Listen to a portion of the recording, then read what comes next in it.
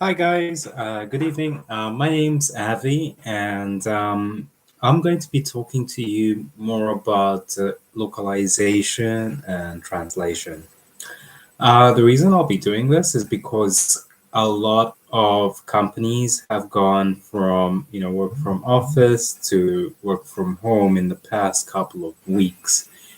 And I thought of taking up something, on the side of talking about what I know and what has worked for me in going global in different industries. So my work's usually based out of translation and localization, and I wanted to get people involved into what is translation, what's localization, why people should actually learn more into why languages are important in today's world. So, one of the first things I'm going to start with is, where I had started with this entire topic. So, in 2015, I actually started working with a school, and the school had to do with teaching 16 different languages. Mostly 12 important languages would involve, some of them was like French, German, Spanish, Italian, Portuguese, Dutch, Danish, and so forth. So apart from having students learn, all these languages in-house in our classrooms, I would actually travel to different offices as well as different universities, schools, and colleges to see if they would need any sort of teaching faculty to teach their students at their actual institutions as well as companies. A lot of people do like to learn German, Chinese, as well as Spanish. One great thing I get to know about this is that, for companies, especially if you're looking into marketing some of your products or your services into Spanish speaking countries like Spain or Mexico, or, you'd look into learning a bit of Spanish to market your products and services in those countries, as well as, if you're looking into marketing products to do with selling the products in German, you'd want to learn German before, selling your products in Germany. Now, that's just the basic of what I had started with, and I would say I went into much deeper where uh, I started contacting hotels if they would like to translate their websites into several different languages. Some of these languages may be, translation from English to Chinese, English to Spanish, Italian, Portuguese, French, as well as you'd look into Dutch, Danish, Russian.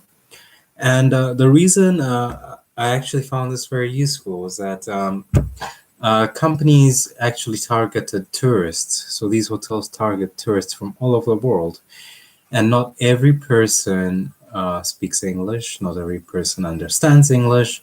And by translating, their website, they actual people who speak Spanish and only understand Spanish or Russian or Italian, they could view those websites in their own native language, and as well as, they could also view a couple of videos where, we would actually do voiceover recordings, and get to know, people who would like to watch videos on the website to do with their native language. So, you don't really have to listen to it in English if English is something new to you, and you can listen to it in your native language, which actually works out very well.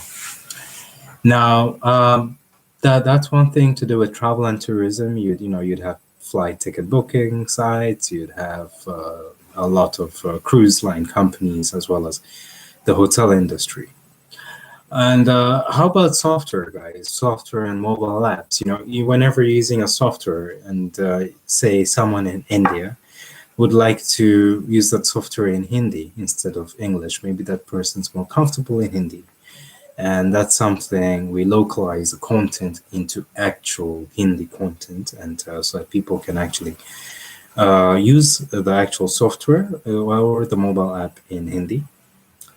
You could also do a lot of languages to do with Chinese simplified for Singapore or Chinese traditional for Hong Kong. You can do it in Dutch, Danish, Russian, Spanish, Italian, Portuguese, Norwegian. So it really depends where you're selling your products and services. Like if you're an online casino company, you'd look into where most of your customers are based out of and whether you'd like to translate your actual online software or your mobile app into those languages.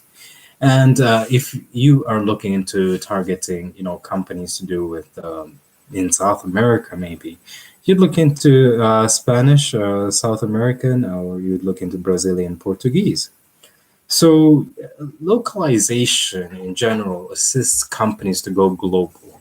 Instead of setting your footprint in one specific geography, you could actually expand into different countries, different cities, as well as different regions. And you kind of just have to understand what languages they use there, what type of graphic modification they use there. What do you think can personalize your website or your software or your mobile app to suit their local um, demographic where people are very comfortable with it. For example, if you look into a very basic website to do in English, you'd find it very straightforward, easy to go through, very clear, and you'd find it in colors which are actually pleasing. But if you go into other cultures, for example, in some cultures you'd find some colors are lucky colors, like the color red or the color blue, or yellow or green or orange, and you can actually personalize according to colors, according to the type of characters, type of font you want to use, and as well as how you want to do your actual layout. Now layout's very important, guys, because when you translate a language from one language to another, the length of the language or the length of the words are not the same. So if, for example, I use that, how are you today? That's how are you today? So we are looking into 4 to 5 words, eh?